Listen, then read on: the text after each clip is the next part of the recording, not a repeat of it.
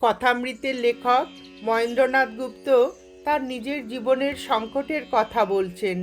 ঠাকুরের তখন অসুখ, আমি তখনও বিদ্যাসাগর মহাশয়ের শ্যামবাজার স্কুলের হেডমাস্টার।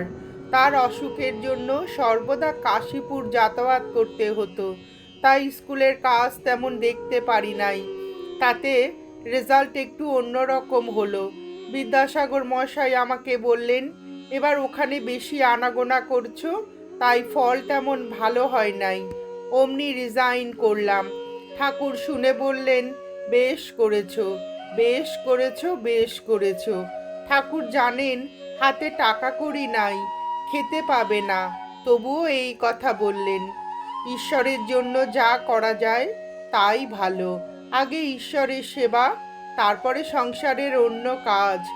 চাকরি যখন গেল তখন ভাবনা হলো ছেলেদের খাওয়াবো কি। 15 দিনের মধ্যেই অন্য একটা কাজ হয়ে গেল। কিন্তু স্কুলের একজন টিচার ছুটিতে ছিলেন। হেডমাস্টার আমাকে ডেকে ওই কাজটা দিলেন আর বললেন, তোমার এই পোস্ট পার্মানেন্ট হতে পারে। আর একদিন আনমনা হয়ে বারান্দায় পায়চারি করছি, এমন সময় নিচ থেকে একজন নাম ধরে ডাক দিলে।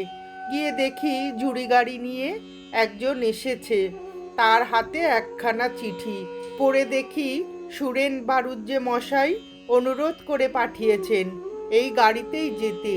তার কাছে গেলে তিনি বললেন, আমি শুনলাম আপনি কাজ ছেড়ে দিয়েছেন, তাই আমাদের এখানে কাজ করুন। সেই থেকে রিপন কলেজে লেগে গেলাম। সেখানে 5 বছর প্রফেসরি করা গেল।